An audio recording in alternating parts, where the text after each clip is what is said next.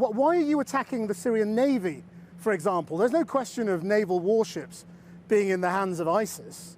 You know, that is precisely the kind of attack that the UN means when it says you are destabilising this very fragile situation. Again, in London, you have the luxury to wait and see what happens. We simply don't have that luxury here in Israel. These are jihadists. Okay, so Israel instructed... No, but why are you attacking the Navy? There are no jihadists taking over the Navy.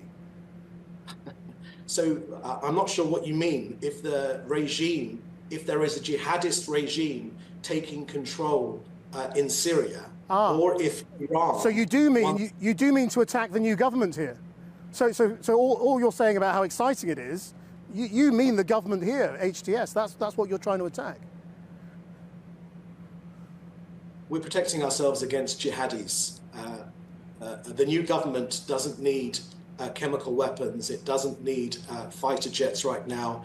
It needs to rebuild a life for the future of its own citizens. We want that to be a peaceful future on our northern border. We simply don't have the luxury. After the October the 7th massacres, these are jihadis which praised those massacres.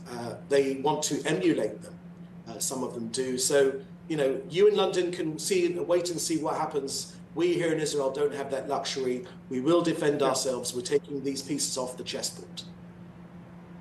I mean, I'm actually speaking to you from Damascus rather than London, but of course a lot of people here will also say, well, who are you to talk about weapons of mass destruction or fearsome weapons, given the kinds of weapons you've been using on Palestinians in Gaza?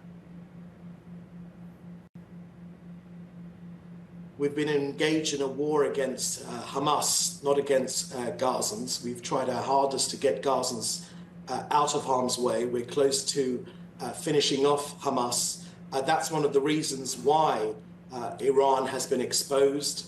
They are weakened, which is why the rebel groups have managed to take control in Syria. We hope this is a new beginning for Syria.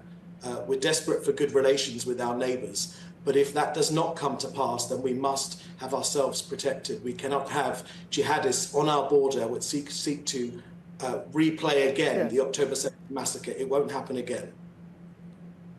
I mean, you know, bombing your neighbours is not the best way to find good relations with them, is it?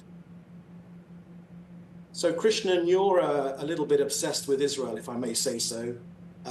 We've made very, very clear what our intentions are. Well, you're the Israeli spokesman. That's why I'm asking you about Israel's policies. And I'm giving you our policy. Our policy is, number one, we want peaceful relations. Number two, our neighbours don't need chemical weapons. They simply don't need them.